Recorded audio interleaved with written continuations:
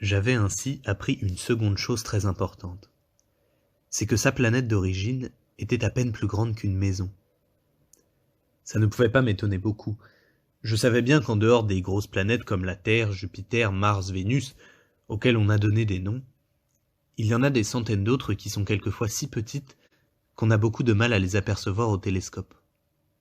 Quand un astronome découvre l'une d'elles, il lui donne pour nom un numéro. Il l'appelle par exemple l'astéroïde 325. J'ai de sérieuses raisons de croire que la planète d'où venait le Petit Prince est l'astéroïde B612.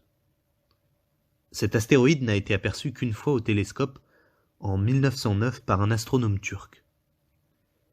Il avait fait alors une grande démonstration de sa découverte à un congrès international d'astronomie. Mais personne ne l'avait cru à cause de son costume. Les grandes personnes sont comme ça. Heureusement pour la réputation de l'astéroïde B612, un dictateur turc imposa à son peuple sous peine de mort de s'habiller à l'européenne. L'astronome refit sa démonstration en 1920 dans un habit très élégant. Et cette fois-ci, tout le monde fut de son avis. Si je vous ai raconté ces détails sur l'astéroïde B612, et si je vous ai confié son numéro, c'est à cause des grandes personnes. Les grandes personnes aiment les chiffres. Quand vous leur parlez d'un nouvel ami, elles ne vous questionnent jamais sur l'essentiel.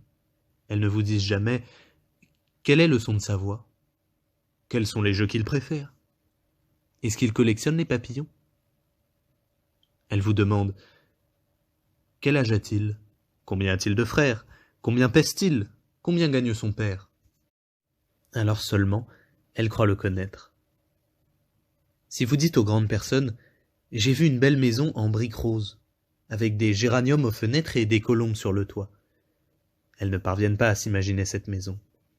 Il faut leur dire « J'ai vu une maison de 100 000 francs ». Alors elles s'écrient « Comme c'est joli !» Ainsi, si vous leur dites « La preuve que le Petit Prince a existé, c'est qu'il était ravissant, qu'il riait et qu'il voulait un mouton. Quand on veut un mouton, c'est la preuve qu'on existe. » Elles hausseront les épaules et vous traiteront d'enfant. Mais si vous leur dites « La planète d'où il venait est l'astéroïde B612 », alors elles seront convaincues et elles vous laisseront tranquille avec leurs questions. Elles sont comme ça. Il ne faut pas leur en vouloir. Les enfants doivent être très indulgents avec les grandes personnes. Mais bien sûr, nous qui comprenons la vie, nous nous moquons bien des numéros. J'aurais aimé commencer cette histoire à la façon des contes de fées. J'aurais aimé dire « Il était une fois un petit prince qui habitait une planète à peine plus grande que lui et qui avait besoin d'un ami. » Pour ceux qui comprennent la vie, ça aurait eu l'air beaucoup plus vrai. Car je n'aime pas qu'on lise mon livre à la légère. J'éprouve tant de chagrin à raconter ces souvenirs.